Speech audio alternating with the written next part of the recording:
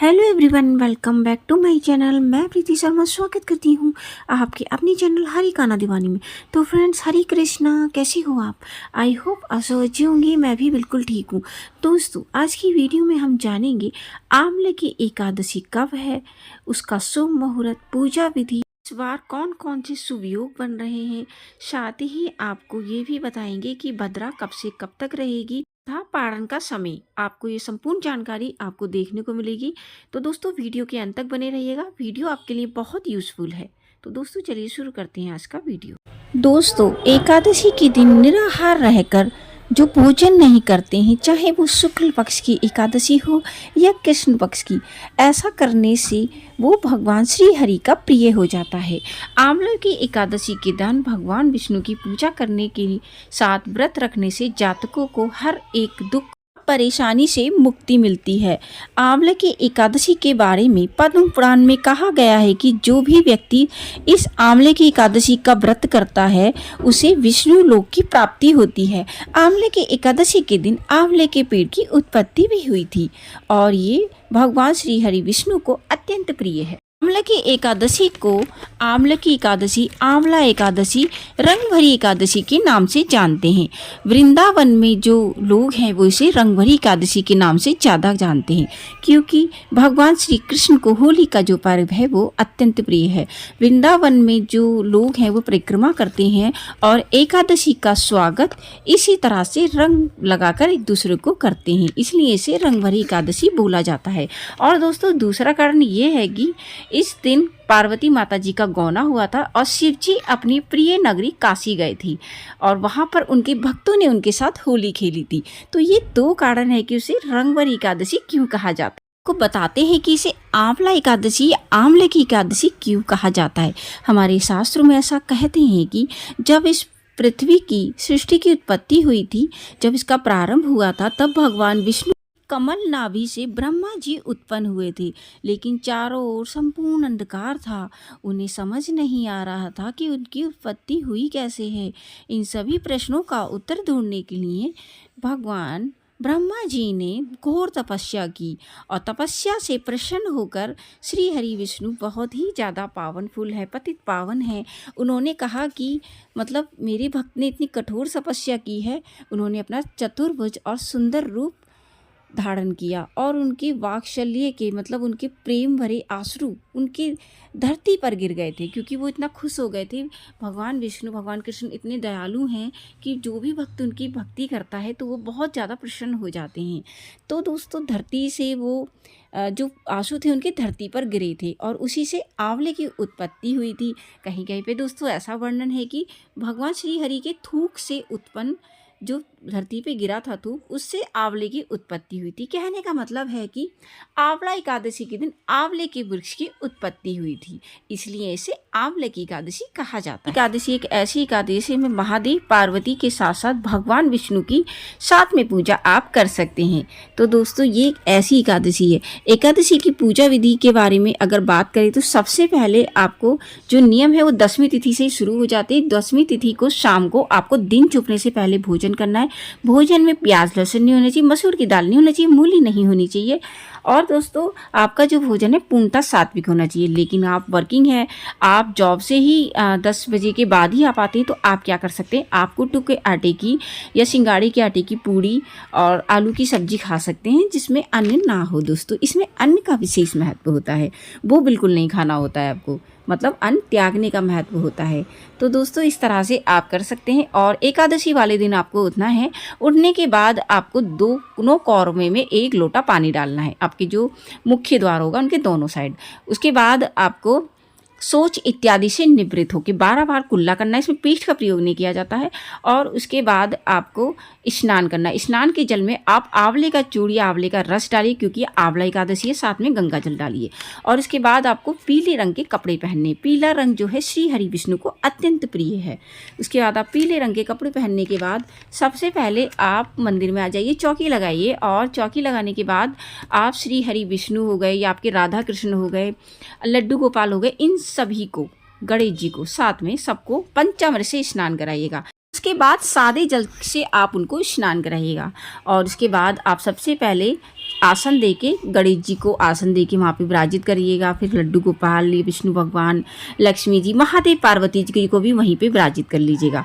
और उसके बाद आपको एक दिया जलाना है, जो कि आपका जो दिया है वो आपकी पूजा का साक्षी रहेगा। दिया जलाने के बाद आप थोड़ी पीली बाती कर लीजिएगा। और दिया जलाने के बाद आपको थोड़े से तिल ले लीजिएगा, गंगा जल ले लीजिएगा, एक सुपारी लेगा, 1 रुपये का सिक्का ले लेगा और 3 बार बोलिएगा श्री विष्णु श्री विष्णु श्री विष्णु। अपना नाम बोलिएगा, स्थान बोलिएगा, गोत्र बोलिएगा, फलाहारी रख रहे हैं, निर्जला रख रहे हैं, जैसे भी व्रत रख रहे हैं वो बोलिएगा। कोई आपकी मन्नत हो तो आप वो भी बोल सकते हैं, क्योंकि श्री हरि विष्णु लक्ष्मी बहुत ही ज़्यादा भक्ति प्रदायिनी और दयालु कहे गए हैं। तो दोस्तों इस तरह से आप कहने के बाद संकल्प को वहीं पे भगवान जी के चरणों में भी रख सकते हैं, या आप तुलसी महारानी है ना उन पे भी विसर्जित कर सकते हैं, मतलब उनके सामने भी चढ़ा सकते हैं, क्योंकि तुलसी महारानी भक्ति प्रदायिनी कही जाती है। तो दोस्तों उसके बाद आप सबसे पहले गणेश जी का पूजन करिएगा, ठीक है। उनको आपने स्नान करा दिया, वस्त्र रूपी, रक्षा सूत्र रूपी 2 कलावे चढ़ाइएगा, फूल चढ़ाइएगा पीले रंग का। और दोस्तों एक आप वो कोई मिठाई चढ़ा सकते हैं, आंवला चढ़ा सकते हैं, ठीक है। ये सब करने के बाद फिर श्री हरि विष्णु और माता लक्ष्मी का पूजन करिएगा। सबसे पहले आप उनको वस्त्र रूपी, रक्षा सूत्र रूपी कलावा चढ़ाइएगा। और दोस्तों अगर आपके पास विग्रह है तो आप उनको कपड़े पहना सकते हैं, ठीक है, दोनों ही, ठीक है। तस्वीर है तो सिर्फ कलावा चढ़ा सकते हैं। उसके बाद आपको श्री हरि विष्णु को तुलसी और मंजरी अर्पित करना है। तुलसी और मंजरी आप एकादशी के दिन तोड़ सकते हैं, लेकिन अगर आप कोई दूसरी संप्रदाय से जुड़े हैं तो आप उनका देख लेगा, पर द्वादशी को तुलसी मत तोड़िएगा, या आप 10वीं तिथि को ही सब तोड़ के रख सकते हैं। जैसे भी आपके नियम हो, आप जिस संप्रदाय से जुड़े हो उस हिसाब से आप कर सकते हैं दोस्तों। तो ये सब करने के बाद आप उनको मिठाई का भोग लगाइएगा, मखाने की खीर का भोग लगाइएगा, आंवले का भोग लगाइएगा और पीले रंग की एक माला है ना उनके गले में डालिए। ऐसा करने से आपकी धन संबंधी जो समस्या है वो खत्म हो जाती है। माता लक्ष्मी और विष्णु भगवान दोनों को संयुक्त रूप से वो माला डालिएगा, बहुत ही ज़्यादा अच्छा होता है। आप महादेव पार्वती का पूजन करिएगा, उनको टीका लगाइएगा चंदन का। माता पार्वती को आप रोली का टीका लगाइएगा, बाकी विष्णु भगवान जितने भी हैं उनको चंदन का टीका लगता है, पीले रंग का हो तो बहुत ही अच्छा है।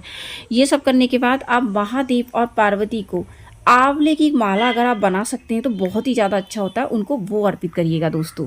ये करने के बाद आप उनको भोग लगाइएगा, कोई भी आप भोग लगा सकते हैं या मखाने की खीर का भी लगा सकते हैं। बस उनकी में तुलसी पत्ता मत डालिएगा, आप लक्ष्मी विष्णु की में तुलसी पत्ता डालिएगा, पर महादेव की में और गणेश जी की में तुलसी पत्ता मत डालिएगा। करने के बाद आज जो है आंवले की एकादशी की कथा होती है वो पढ़िएगा, आप विष्णु सहस्त्र नाम का पाठ पढ़िएगा, बहुत ही अच्छा होता है।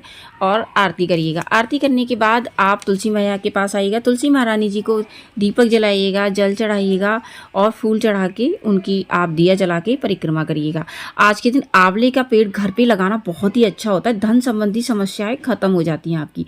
तो आंवले का पेड़ आप लगाइएगा, उनकी भी आप विधिवत पूजा करिए। कहते हैं माता लक्ष्मी ने आंवले के पेड़ की पूजा करी थी, तो दोस्तों इसलिए, और मैंने का विशेष भी बता दिया कि कैसे उत्पत्ति हुई थी, तो तब तो आपको वैसे भी इनकी पूजा करनी चाहिए।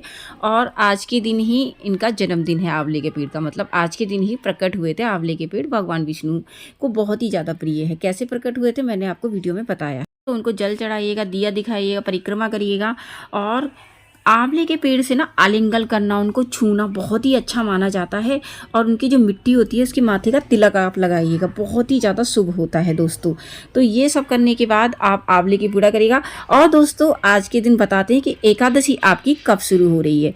पूरा दिन हरे कृष्णा महामंत्र का जाप करिएगा। आंवले के पेड़ और तुलसी महारानी के पास बैठकर हरे कृष्ण कृष्ण कृष्ण हरि हरि, हरि राम राम राम हरे हरि का यथासंभव जाप करिएगा, बहुत ही ज़्यादा अच्छा होता है। या आपका कोई गुरु मंत्र हो तो वो भी पढ़ सकते हैं। तो आंवला एकादशी कब शुरू हो रही है, कब समाप्त हो रही है, चलिए बात करते हैं।